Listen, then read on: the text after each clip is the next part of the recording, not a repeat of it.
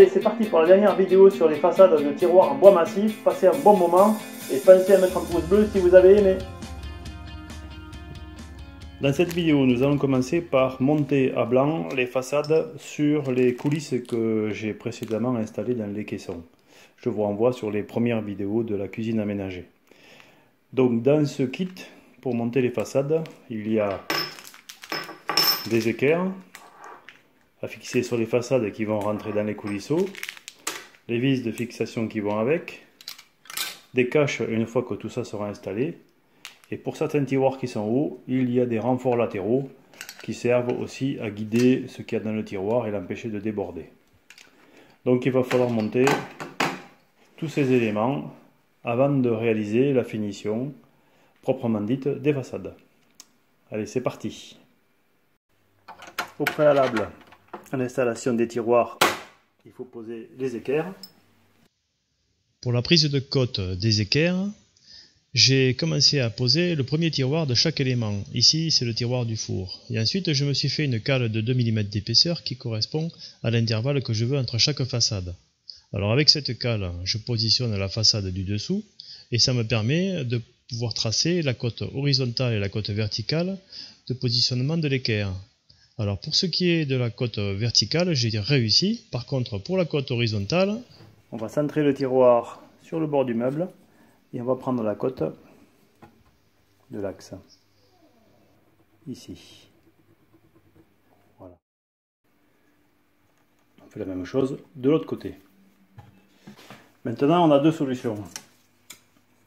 Soit on reproduit la marque que l'on a tracée de ce côté, de celui-là, sans se poser de questions. Bon, moi je vais mesurer de ce côté et celui-là, de manière à être éventuellement à rattraper l'erreur de pose des coulisses par la fixation de l'équerre. Et au final, pour avoir une façade de tiroir parallèle à celle du dessus. Je fais un petit coup de poinçon pour centrer le foret qui va me servir à faire un pré-trou. Parce que je fais un pré-trou.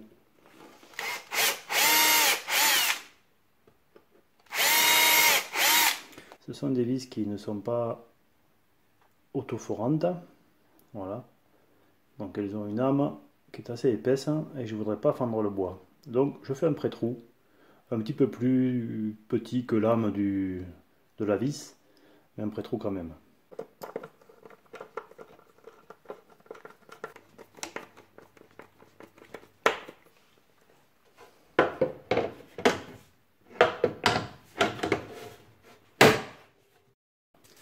Donc ici on a les 2 mm de ma cale. Et là on voit qu'on a, alors on n'a pas 2 mm, hein, mais il y a 1 mm et demi quoi, de décalage. Donc ça me plaît pas. Alors, je peux plus rattraper par le système puisqu'il est embuté. Donc il faut que je refasse la fixation. Voilà. Donc je vais percer un petit peu à côté ou je vais essayer de trouver du jeu. Mais je me suis fait avoir tout simplement parce que ce système il n'était pas centré quand j'ai pris la cote. Donc je vais me faire avoir une fois, mais je ne vais pas me faire avoir deux fois. Voilà, on a un système de fourchette ici, avec une vis qui vient, dans laquelle vient s'enfourcher l'équerre. Et moi, comme un idiot, quand j'ai pris la cote, eh ben, j'ai pas fait attention, mais il n'était pas centré. Donc du coup, je n'ai plus de marge de manœuvre par rapport à l'éventuelle erreur de prise de cote que j'aurais pu avoir ou de vissage que j'aurais pu avoir. Je suis au taquet. Pour les prochains, je vais être vigilant à ce que la coulisse soit bien centrée quand je prends la cote. Mais là, ça se joue au millimètre, donc voilà, la prise de cote, elle est importante. Bon, typiquement, fort de l'expérience de tout à l'heure, quand je compare les valeurs à droite et à gauche, eh bien, j'ai 2 mm d'écart. Donc voilà, ça explique pourquoi j'ai eu le problème sur le premier tiroir. Donc je vais en tenir compte et normalement, ça devrait mieux se passer. Ça y est, j'ai réussi à raligner les façades, que ce soit horizontalement ou verticalement. C'est monté, ça fonctionne sans problème. Voilà, au niveau du jeu, on est bon partout. Alors, pour monter ces petits renforts latéraux, en fait, le plan ne précise pas de côte. Alors, comment je me suis débrouillé? Eh bien, j'ai commencé à prendre les côtes ici, les projeter en face, et essayer de trouver le centre approximatif.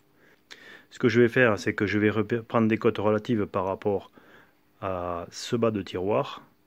Comme ça, pour les prochains tiroirs que je vais avoir à monter, j'aurai plus qu'à retracer ces côtes. Voilà. Et ensuite, ici, donc ce système est en manchement. Donc il faut percer avec un forêt de 10 plat. Donc un forêt de 10 à bois va très bien. Et c'est un emmanchement en force. Donc ça fait 10 et demi. Moi je vais percer à 10. Donc j'ai une butée ici. J'ai réglé ma butée pour être sûr de m'arrêter à 11 mm de profondeur. Voilà, je balise un peu parce que si je ne me trompe pas, c'est la porte qu'il faut refaire, hein, c'est la façade.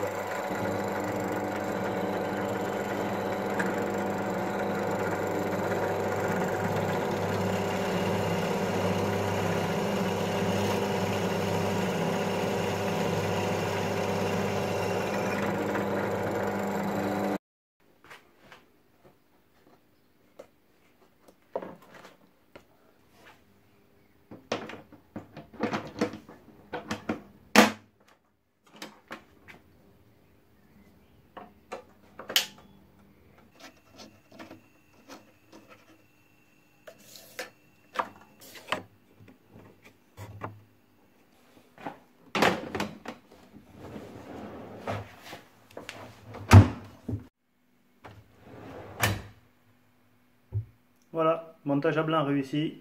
On passe au suivant.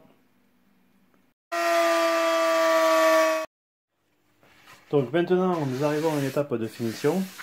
Après un ponçage au grain 180 et avant le vernissage, je vais passer un coup de grattoir pour m'assurer que j'ai bien enlevé tous les pores qui voulaient bien se relever.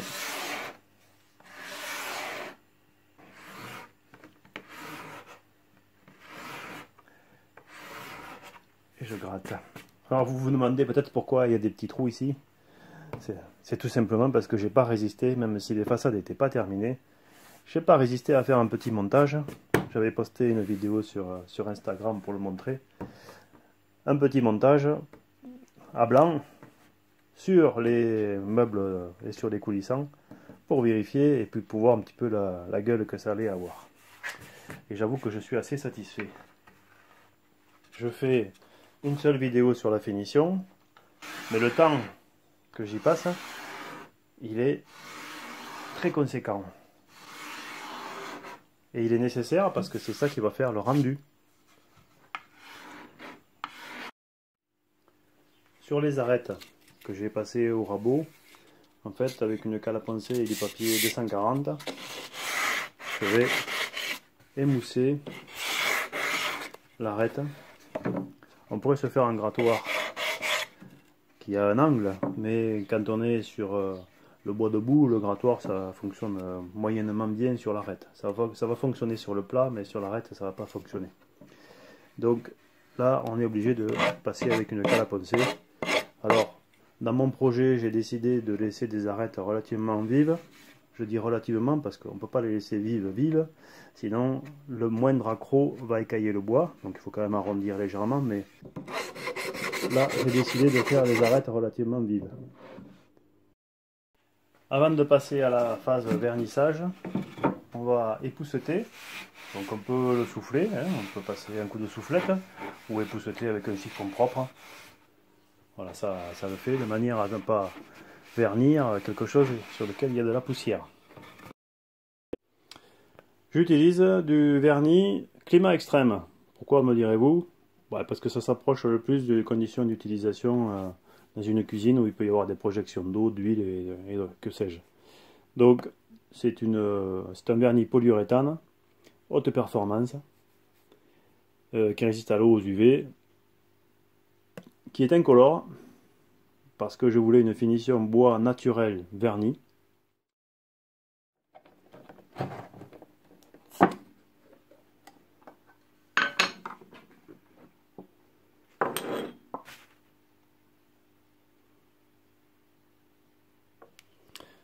le tampon a déjà pompé une partie du vernis et va le restituer au fur et à mesure qu'on va l'utiliser.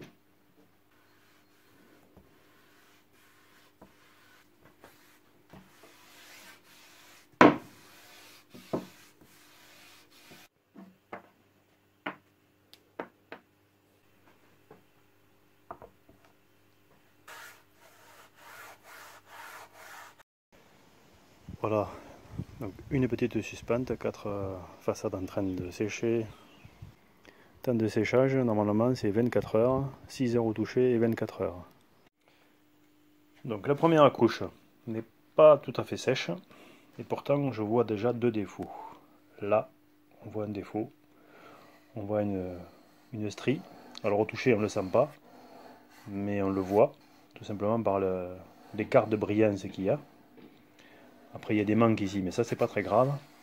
Et puis il y a autre chose, si on déplace voilà, l'angle de la lumière, on voit qu'il y a une tache qui apparaît ici. En fait c'est pas une tache, c'est la colle qui est restée.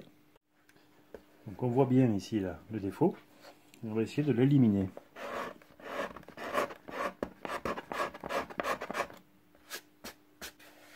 Là je pense que je l'ai enlevé.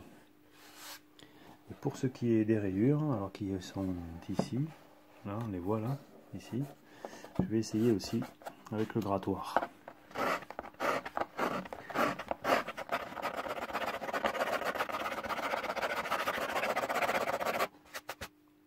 Allez, c'est parti pour la deuxième couche.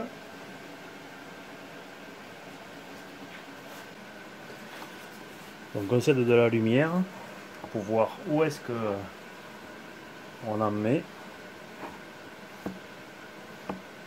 On respecte bien le sens des fibres. Donc là je vois qu'il y a un cheveu. Ça reste un des miens. Je prends la caméra, je vous montre face à la lumière ce que ça donne.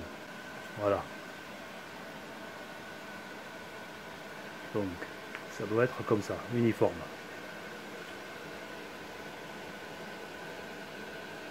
Partout. Pas d'endroit plus brillant que d'autres. Et on va laisser ça comme ça. Bien sûr, à l'abri de la poussière. Parce que la moindre poussière, on a vu pour mon cheveu là, qui s'est collé sur le vernis. Bon après ça va se voir. Hein. C'est ça qui est terrible avec le vernis, c'est que c'est pas comme la cire. Ça accentue les défauts.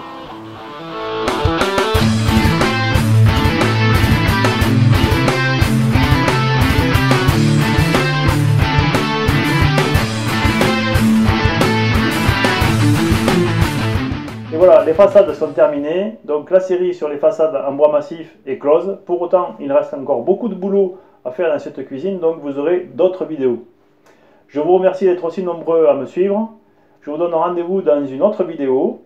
Si vous n'êtes pas abonné, pensez à vous abonner. Si vous avez aimé cette vidéo, pensez à mettre un pouce bleu. Et en attendant la prochaine vidéo, bricolez bien, soyez prudents et à bientôt.